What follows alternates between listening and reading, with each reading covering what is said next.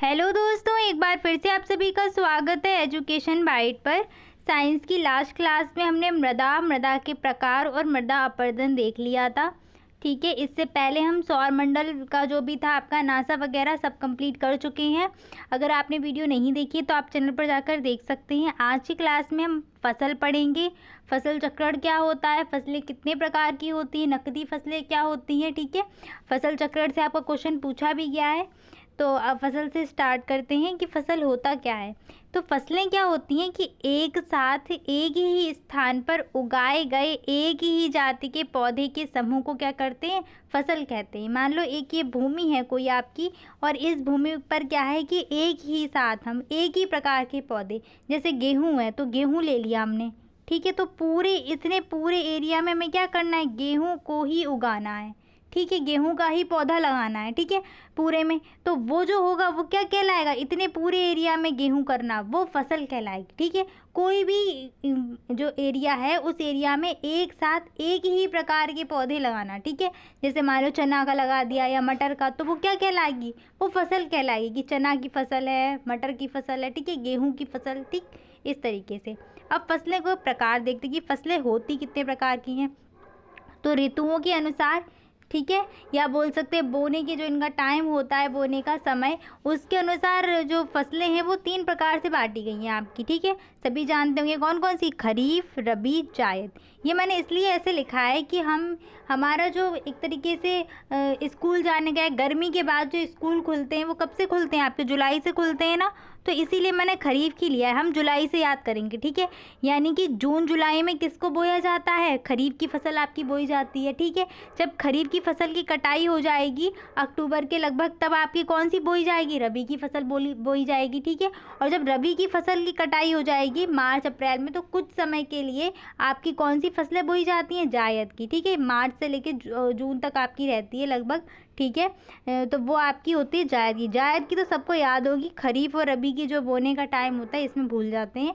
जायद की फसल इसलिए भी याद रहती है कि खरबूजा, ककड़ी, तरबूज, ये सब जो समय है इनका खाने का, तो वो गर्मियों के मौसम में ही आपको मिलता है ना, खरबूजा, ककड़ी, तरबूज। तो इनका तो समय याद रहता है कि जायद की फसल कब आती है, लेकिन हम खरीफ और रबी की भूल जाते हैं। तो इसलिए याद रखना कि जब स्कूल बच्चों के खुलते हैं ना, तो वो जून जुलाई से स्टार्ट हो जून मतलब जून की जो आपकी समर वेकेशन होता है, उसके बाद जुलाई से बच्चों का स्कूल खुलता है। तो बस जून ले लिया उससे 1 महीना पहले, तो जून जुलाई में ये फसलें क्या होंगी, बो दी जाएंगी। ठीक है, अब खरीफ की फसल में आती कौन कौन सी फसलें हैं, तो कपास, धान, मक्का, बाजरा, मूंगफली, मूंग, अरहर, ज्वार, तिल, ये जो फसलें हैं ये आपकी किस में आती हैं, खरीफ की फसलों में आती है। ठीक है, अब इन फसलों में होता क्या है, इन फसलों को ज़्यादा नमी की आवश्यकता होती है, बारिश की ज़्यादा आवश्यकता होती है, मतलब पानी एक तरीके से इन्हें ज़्यादा चाहिए। धान से भी आपको, धान में पता होगा धान की फसल की क्या चाहिए, ज़्यादा पानी की आवश्यकता होती है। ठीक है, तो ये आपकी जो खरीफ की फसलें हैं इनका ध्यान रखना कि इनके लिए पानी की ज़्यादा आवश्यकता होती है। ठीक है, बारिश भी आपकी इसी टाइम पे होती है। ठीक है, तो इस तरीके से इसको याद रखना। नेक्स्ट आते हैं रबी की फसल पर। तो जो रबी की फसल होती है अक्टूबर से दिसंबर या नवंबर तक आपकी बो दी जाती है, अक्टूबर से नवंबर या दिसंबर तक।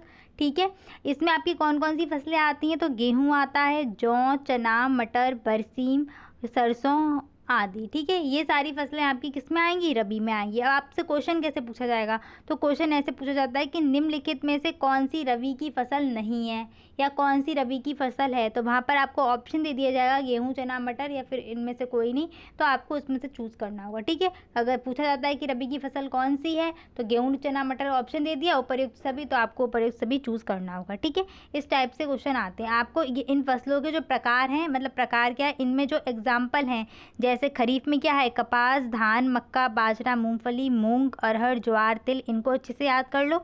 और रबी का गेहूँ, जौ, चना, मटर, बरसीम, सरसों, ये याद कर लो। ठीक है, इन्हीं से क्वेश्चन पूछा जाता है। अब आते हैं जायद की फसल। तो जायद के एग्जाम्पल सभी को पता होंगे, कौन कौन से, तरबूज, खरबूज, ककड़ी, खीरा, लौकी, ये सब खाते भी हैं। ठीक है, तरबूज, खरबूज इन्हीं दिनों में आपके मिलते हैं ना, ये जो मौसम चल रहा है। ठीक है, अब आपकी कौन सी, जून जुलाई आने वाला है, तो आपकी कौन सी फसल बोना स्टार्ट हो जाएगी, खरीफ की बोना स्टार्ट हो जाएगी। ठीक है, यानी कि धान, कपास, ये सब। ठीक है, जायद की तो समझ ही गए, गर्मी के दिन से जून तक ये चलती है। ठीक है, मतलब इनका उत्पादन जो है वो गर्मी के दिनों से, यानी कि मार्च अप्रैल से आपका होगा और आपका जून तक ही रहता है। मतलब मार्च अप्रैल में बो दी जाएंगी तो इधर साइड आपकी पूरी ख़त्म हो जाएंगी। ठीक है, नेक्स्ट आते हैं उपयोगिता या आर्थिक महत्व के आधार पर।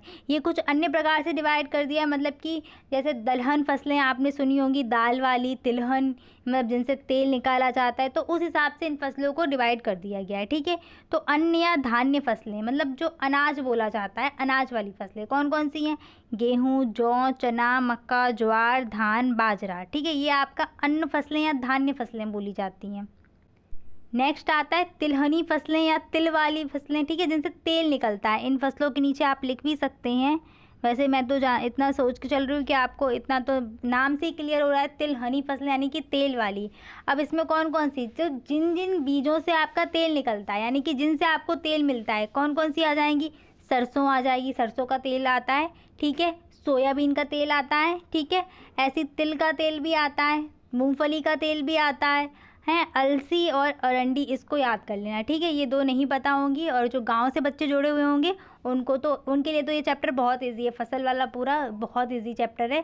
सब कुछ वहीं से, फसल के जो क्या कहते हैं, कृषि के जो यंत्र होते हैं, ये सब फसल के प्रकार, कौन सी फसलें हैं, ये बच्चों, गाँव के बच्चों के लिए वो जुड़े हुए हैं, वो देखते हैं अपने सामने चीज़ें।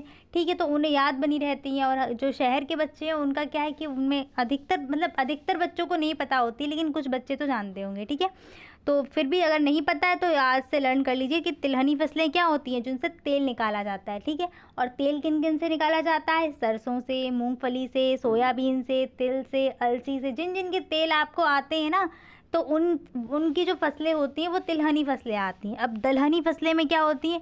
मतलब जिनसे दालें बनती हैं। ठीक है, तो उनको ऐसे याद करो, दाल वाली कौन कौन सी दालें आपने खाई हैं? अरहर की, ठीक है, मूंग की, उड़द की, चना की दाल भी आती है, मसूर की दाल आती है।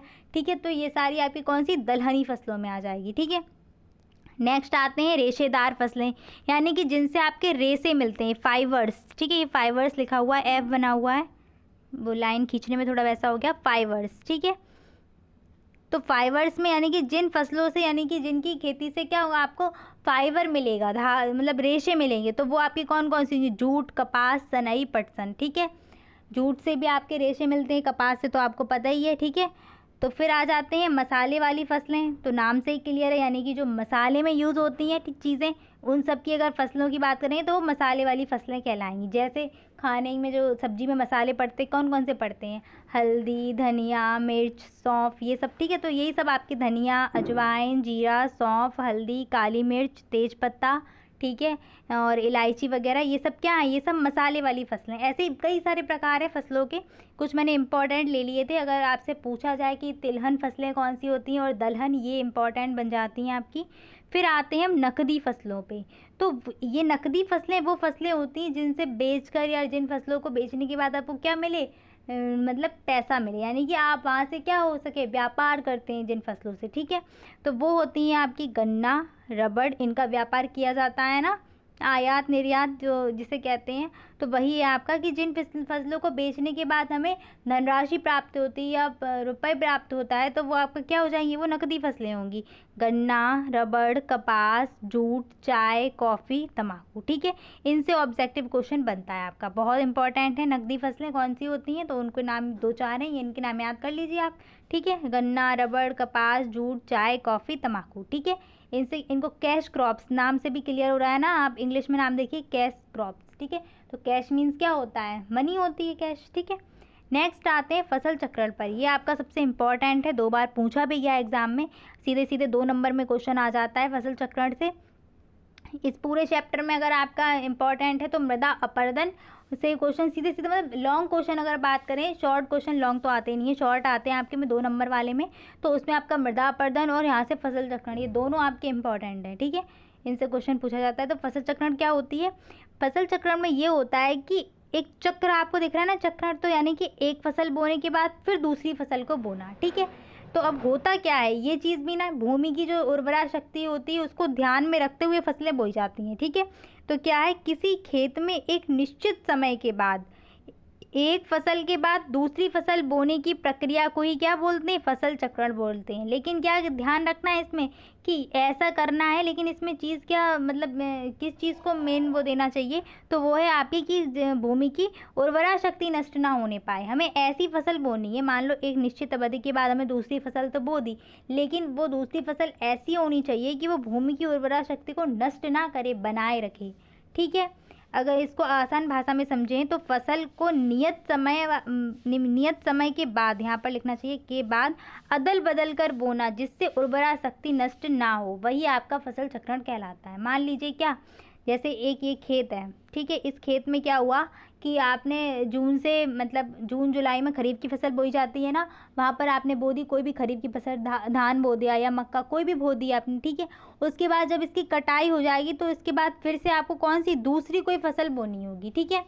अब इस चीज़ को कैसे ध्यान में रखा जाएगा कि हमें किसके बाद कैसी फसलें बोनी है, ठीक है, तो वो भी मैं बताऊंगी। उससे पहले सिर्फ इतना समझ लो कि क्या है कि एक निश्चित समय के बाद हमें क्या करना है, दूसरी फसल बोनी है, जिससे क्या हो, भूमि की उर्वरा शक्ति नष्ट ना हो पाए।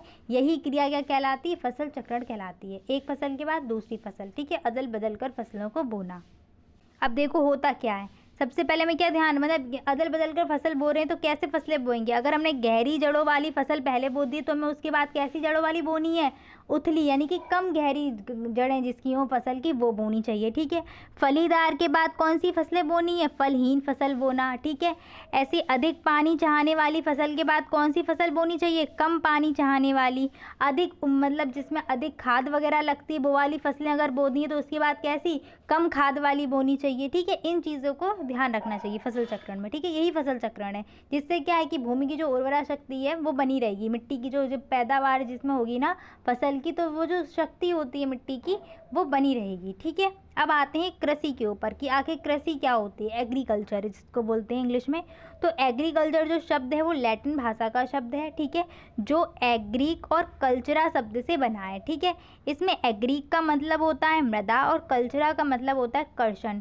अब इसमें कर्षण में आपका क्या होता है, जोतना, ठीक है, जो बुवाई वगैरह सब आ जाता है, मतलब फसल को मिट्टी को जोतने से और फसल को बोने से लेकर कटाई तक जो कुछ भी किया जाता है ना, वो सब कुछ कर्षण में आ जाता है, ठीक है।